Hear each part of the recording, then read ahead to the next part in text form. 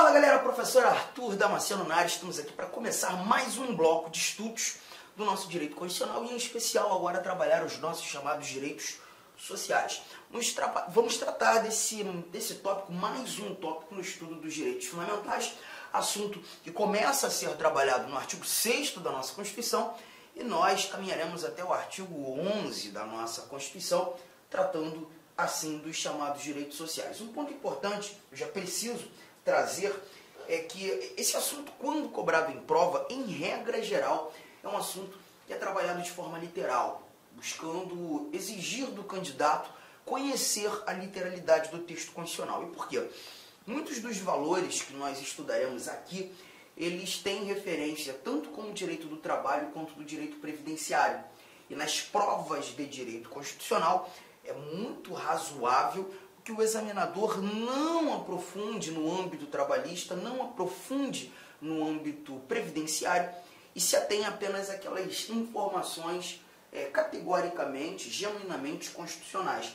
E isso nos conduz à literalidade do texto constitucional. Veremos isso no decorrer do estudo, inclusive quando nós chegarmos ao artigo 7º da Constituição, onde nós iremos encontrar os direitos trabalhistas destinados tanto aos trabalhadores urbanos quanto aos trabalhadores rurais e também, lá no finalzinho, parágrafo único do artigo 7º, aqueles direitos trabalhistas fundamentais que são destinados aos trabalhadores domésticos. O Constituinte também fez menção aos trabalhadores domésticos, inclusive um parágrafo que sofreu uma alteração muito grande, quando da PEC das domésticas, você lembra disso, lá no início dos anos de 2010, precisamente 2012, 2013, uma emenda constitucional fez uma alteração bem legal, trazendo vários outros direitos fundamentais a serem destinados aos trabalhadores domésticos. Não, bom, vamos lá. Vamos começar aqui então a nossa brincadeira.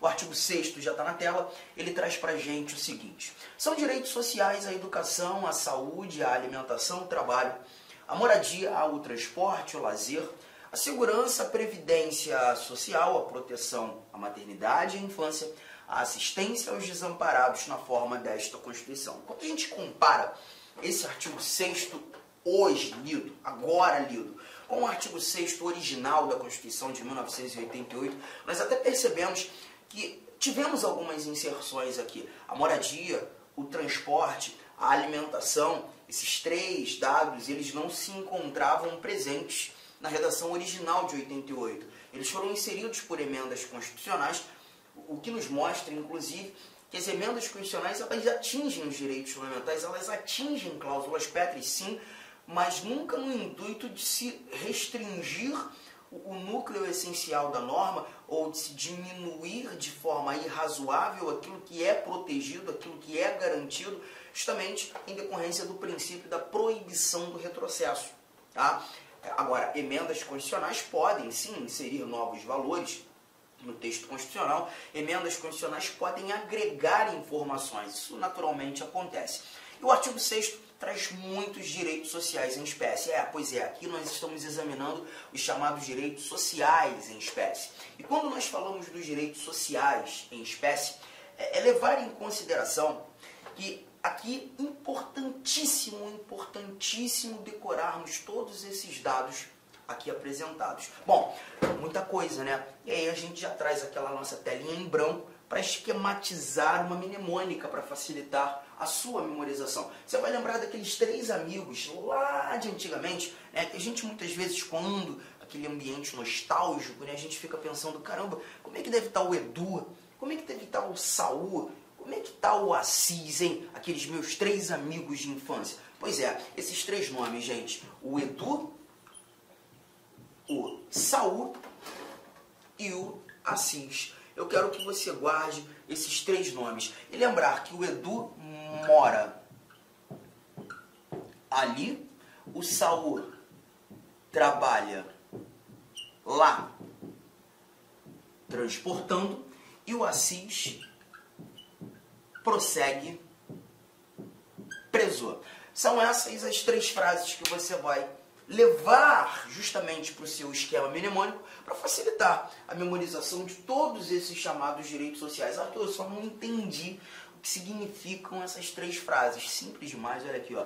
Educação, moradia, alimentação, saúde, trabalho, lazer, transporte, assistência aos desamparados. E quando tratando da assistência aos desamparados, eu faço um primeiro grifo, assistência aos desamparados, a pro de proteção à maternidade e à infância, a segurança, e encerramos com a previdência social. Bom, os meus asteriscos aqui, justamente para tratar da assistência aos desamparados, e trazer o nosso pró de proteção à maternidade e à infância. Esses são os dados apresentados no nosso artigo 6º. Cuidado com um detalhe, só para agregar valor àquela minha fala anterior, as questões de direitos sociais, elas são sempre muito literais. Muitas vezes, quando tratando desse artigo 6º, além do examinador exigir de você a memorização de todos esses direitos sociais em espécie, cuidado com as possíveis alterações. Muitas vezes, em algumas questões, nós encontramos proteção à maternidade e à juventude. Não. Perceba que estamos tratando da proteção à maternidade e à infância. Então, são esses dados que você precisa ficar esperto. Isso aqui é um problema para muita gente, mas eu sei que esse problema deixa de sê-lo a partir do momento que a gente faz esse esquema. O Edu mora ali, o Saul trabalha lá transportando e o Assis prossegue preso. Educação, moradia, alimentação, saúde, trabalho, lazer, transporte, assistência aos desamparados, a proteção à maternidade e à infância, a segurança e a previdência social. Tudo bem? Tranquilo? Printou? Print, porque agora a gente vai fazer, né, a análise mais uma vez desse nosso artigo 6º, a leitura que ele nos apresenta. Olha o que temos aqui, o artigo 6º, apresentando para a gente o seguinte: cadê você? São direitos sociais, a educação, a saúde, a alimentação, o trabalho, a moradia, o transporte, o lazer, a segurança, a previdência social, a proteção à maternidade e à infância, assistência aos desamparados na forma desta Constituição. Legal. Só vou te pedir também para tomar cuidado com uma coisa. Tanto a moradia quanto o transporte e a alimentação, esses meus três grifos, são direitos sociais em espécie que não foram apresentados pelo Constituinte originário. Eles foram inseridos nesse nosso artigo 6º por emenda constitucional. E quando nós temos as inserções desses três dados no artigo 6º, isso aqui agrega valor àquilo que já conversamos no artigo 5º da Constituição, quando discutindo a possibilidade das emendas constitucionais irem ao encontro daqueles dispositivos que se apresentam como cláusulas pétreas. Bom, o Supremo Tribunal Federal já concluiu, né, que os direitos fundamentais, e não apenas os direitos e garantias individuais, mas todo o grupo, todo o bloco de direitos fundamentais deve ser visto como cláusula pétrea.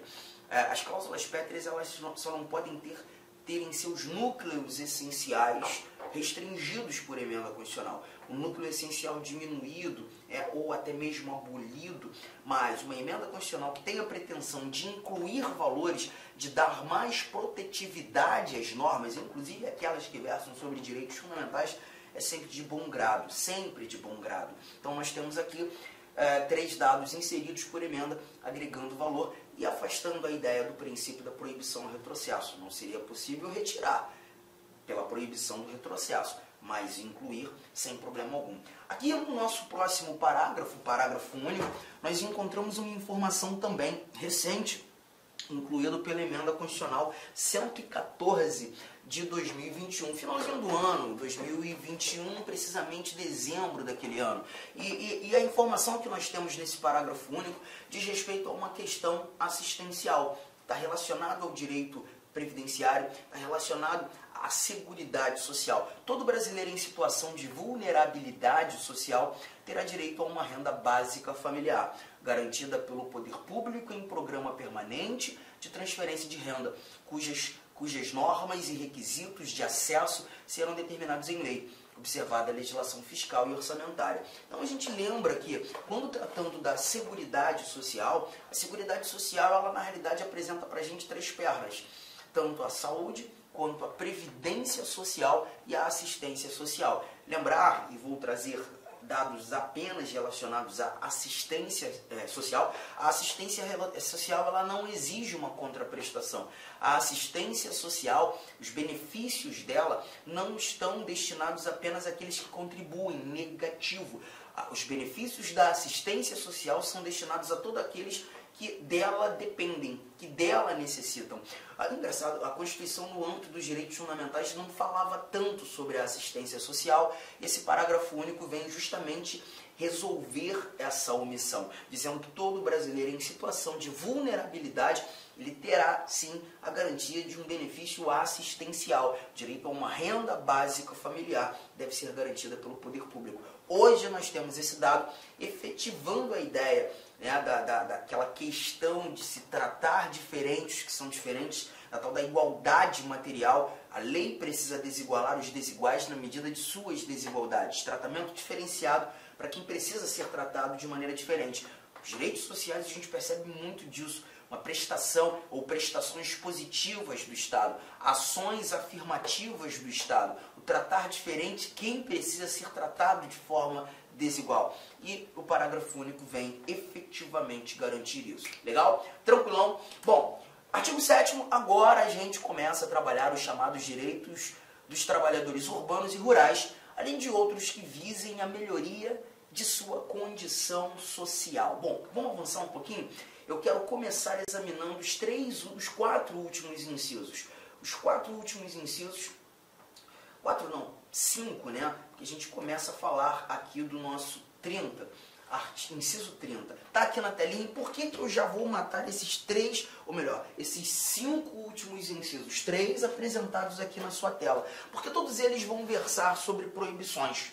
Gosto muito de começar com essas proibições.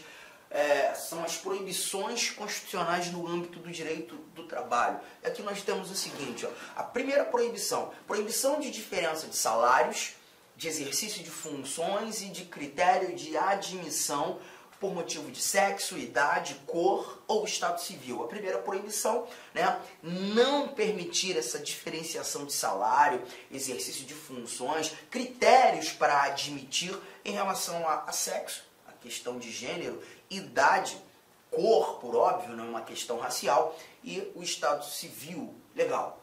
Segunda proibição, inciso de número 31. A proibição de qualquer discriminação no tocante a salário e critérios de admissão do trabalhador portador de deficiência. O que é literalmente plausível, literalmente razoável, né? Dar tratamento igual àqueles que são portadores de necessidades especiais. 32. Proibição de distinção entre trabalho manual, técnico, intelectual ou entre os profissionais respectivos. E aqui a ideia de não distinguir, de proibir a distinção, é de não dar maior privilégio para um, menor privilégio para outro. Todos devem ser tratados de forma idêntica. Legal? Mais um pouco o nosso inciso de número 33, que para mim é o mais chato que tem. A proibição de trabalho noturno, perigoso ou insalubre a menores de 18 anos e qualquer trabalho a menores de 16 anos, salvo na condição de aprendiz a partir de 14 anos, redação dada pela Emenda Constitucional 20 de 1998, está aqui uma remissãozinha, né? Nada de tão absurdo. E o nosso inciso 34 encerra trazendo a igualdade de direitos entre o trabalhador com vínculo empregatício permanente e o trabalhador avulso. A gente verifica muito disso, né, em final de ano, por exemplo, quando nós temos aqueles trabalhos temporários, né, que serão exercidos por trabalhadores muitas vezes em lojas, em estabelecimentos comerciais, né? Ele já é contratado para atuar durante um período certo. E aí a gente tem uma exigência de igualdade, né? Uma vedação, uma proibição de distinção entre o trabalhador com vínculo empregatício permanente e o trabalhador avulso. Ponto importante, ainda que o inciso 34 não tenha iniciado com a redação proibição, A gente verifica que aqui, quando da exigência de uma igualdade de direitos, nós temos a ideia de se proibir distinção de direitos. Então, por isso digo ser um grupo de proibições. Bom, te falei que o inciso 34 para mim é o mais chato de todos.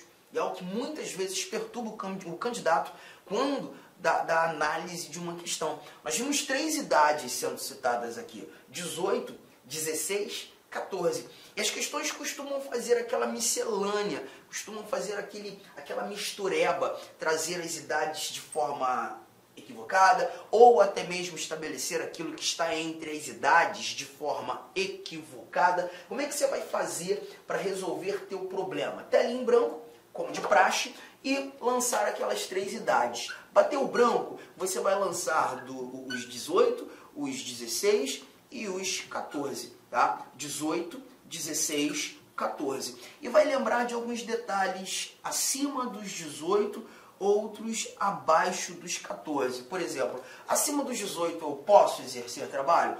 Posso fazer alguma coisa? Sim. Acima dos 18 eu posso tudo. Óbvio, desde que seja legal, hein, gente? Pelo amor de Deus. Abaixo dos 14, posso algo? Não posso nada. Devo apenas estudar, tá? E aí eu estou lançando aqui. Tua preocupação vai ser os dados que nós inseriremos entre os 16 e 18, os 14 e 16. Dos 16 e 18, posso muita coisa? Posso muita coisa. Na realidade, você vai aqui estabelecer uma exceção, exceto o trabalho noturno, o trabalho perigoso e o trabalho insalubre. Isso aqui nós retiraremos. E dos 14 aos 16, você vai lembrar de um apenas, porque dos 14 aos 16, a única possibilidade é o trabalho, o exercício de menor aprendiz. E esses são os dados, um esqueminha rápido que você monta justamente para evitar qualquer tipo de problema nesse contexto. Acima dos 18 eu posso tudo, abaixo dos 14 eu não posso nada. Dos 14 aos 16 apenas aprendiz, dos 16 aos 18 eu posso quase tudo, exceto quando verificando trabalho noturno, trabalho perigoso e o trabalho insalubre. Juntão, tranquilidade, fechou? Bom, vamos então avançar lá para o início de tudo, agora examinar inciso por inciso, fazendo um verdadeiro bate-papo, né? E levando em consideração aqueles dados importantes que devem ser grifados no nosso material. Como te disse, gente, as questões de direitos sociais, inclusive quando examinando esse artigo 7º, elas são muito literais, muito literais. E aqui, inevitavelmente, nós tomaremos um cuidado de não enveredarmos para o estudo do direito do trabalho, que não será exigido no âmbito do direito constitucional. Se você está se preparando para um concurso que traga a exigência do estudo do direito do trabalho, do direito processual do trabalho, outros 500. Aí você vai ter que examinar de maneira mais profunda, como, por exemplo, seguro-desemprego, né, a proteção do trabalho, né, contra a despedida, a dispensa arbitrária, sem justa causa, fundo de garantia, 13º, valores que nós encontraremos aqui. Mas aqui o nosso bate-papo vai ser mais literal. Primeiro inciso, o primeiro direito dos trabalhadores urbanos e rurais garantido pelo nosso Constituinte. A relação de emprego protegida contra despedida arbitrária ou sem justa causa nos termos da lei complementar, que preverá a indenização compensatória, dentre outros direitos. Pontos importantes. Você precisa lembrar que estamos falando da despedida arbitrária ou sem justa causa. Lembre-se, gente, que a despedida com justa causa, ou até mesmo aquela despedida em decorrência, que na realidade seria justa causa, né, de uma falta grave praticada pelo trabalhador, ela não vai garantir essa indenização compensatória. Sabemos hoje que essa indenização compensatória gira em torno dos 40%, Arthur, prevista em lei complementar, né? Pois é, um problema que nós temos é que essa lei complementar ela ainda não existe. E justamente por não existir, nós levamos em consideração um dispositivo que está lá no nosso ADCT, no ato das disposições constitucionais transitórias, garantindo recomendação que víamos, né, sob a égide da Constituição anterior, algo que é pretérito à Constituição de 88, até que nasça a legislação complementar, até que nasça a lei complementar para tratar realmente dessa proteção da despedida arbitrária ou sem justa causa. E essa regra pré-existente à Constituição de 88, garantiu os 40%. E é o que nós temos aqui, essa indenização compensatória. Legal? E até então, até o nascer da lei, nós ainda utilizaremos essas regras. Há de se examinar o artigo 10 do ato das disposições constitucionais transitórias. Mas, de novo, fui até além do que deveríamos. O cuidado é você lembrar que há a exigência da criação de lei complementar para que seja implementada efetivamente regras próprias, relação de emprego protegida contra a despedida arbitrária sem justa causa. Seguro-desemprego é algo muito conhecido, mas o cuidado que eu preciso que você guarde é seguro-desemprego apenas destinado a casos de desemprego involuntário. Muitas questões costumam apontar o desemprego voluntário. Você lembrar, se estamos tratando de desemprego voluntário, quando eu peço dispensa, eu não mais desejo exercer atividades profissionais naquele determinado estabelecimento profissional, naquela determinada atividade empresarial, eu não farei jus ao seguro-desemprego. O seguro-desemprego ele vai ser efetivamente destinado apenas para aqueles que foram demitidos. O desemprego involuntário, aquele que não partiu efetivamente do empregado, mas sim do empregador. O nosso inciso 3º traz apenas o fundo de garantia por tempo de serviço, regras próprias, né? E aquele recolhimento que deve ser feito pelo empregador mensalmente, levando em consideração o valor de remuneração do seu empregado, salário mínimo fixado em lei, nacionalmente unificado, capaz de atender às suas necessidades vitais básicas e às de sua família, como moradia, alimentação, educação, saúde, lazer, vestuário, higiene, transporte, previdência social, com reajustes periódicos que lhe preservem o poder aquisitivo, sendo vedada sua vinculação para qualquer fim. Aqui nós temos, na realidade, um dos dispositivos mais bonitos do texto constitucional. E eu até brinco em sala de aula que aqueles concurseiros, aqueles concursandos que muitas vezes estão iniciando, né, a vida, essa jornada de preparação, por desconhecerem o inciso 4º, por nunca terem lido esse inciso 4º do artigo 7º, quando pinta essa informação numa questão de prova, ele acha que é mentira. Ele acha que isso aqui é loucura, né? Porque você verifica a informação, ser esse salário mínimo capaz de atender às suas necessidades, as necessidades do empregado e as da sua família, né? Com moradia, alimentação, educação, saúde, lazer, vestuário, higiene, transporte, previdência social. A gente até fica sem ar de ler tantos dados que devem ser ali abarcados pelo salário mínimo, né? Com reajustes periódicos que lhe preservem o poder aquisitivo. É linda essa redação, tão linda que a gente muitas vezes não toma cuidado com o ponto mais importante que nós temos aqui. Vedada sua vinculação para qualquer fim. O próprio Supremo Tribunal Federal tem súmula vinculante tratando de uma vedação, né, a ser o salário mínimo utilizado como base de indexador de cálculo. É a súmula 4, deixa eu só pegar aqui e aí a gente já mata isso com tranquilidade. Súmula vinculante, súmula vinculante 4 do Supremo Tribunal Federal. Eu faço a leitura para você. Quem sabe a gente vai fazendo aqui ao vivo mesmo, né? Olha aqui, ó. Súmula vinculante 4. Salvo nos casos previstos na Constituição, o salário mínimo não pode ser usado como indexador de base de cálculo. Com licença, meu amigo, minha amiga, eu sou o professor Lac. Inicialmente quero pedir desculpas por ter interrompido seus estudos, mas essa aula é uma aula demonstrativa aqui do site Lac Concurso. Quero dizer para você o seguinte, que você pode assistir o restante dessa videoaula, você pode ter o material de apoio dessa videoaula e muito mais no nosso curso Completaço Pré-Edital para o INSS. O valor do curso custa 10 parcelas de R$ 45.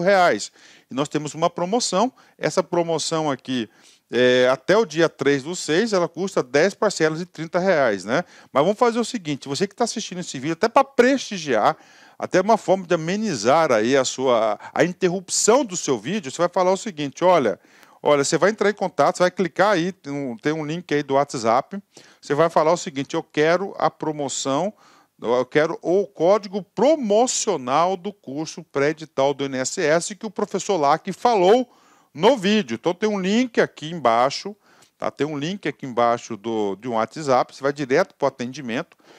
Lembra-se que o atendimento tem horários comerciais de atender e ali vai te fornecer um link para você pagar aí 10 parcelas de R$ 30. Cara, um curso super competitivo, é um curso na qual nós estamos nos dedicando muito. Inclusive, no último concurso, 2016, eram 2.200 vagas, salvo engano, e nós tivemos 204 pessoas, alunos, que nós ajudamos a ser aprovado nesse concurso. 204 pessoas. Cara, então o curso nosso é muito bom, é o melhor custo-benefício. Eu peço para vocês aí um voto de confiança. Meus amigos, um forte abraço, espero vocês. Tchau, tchau.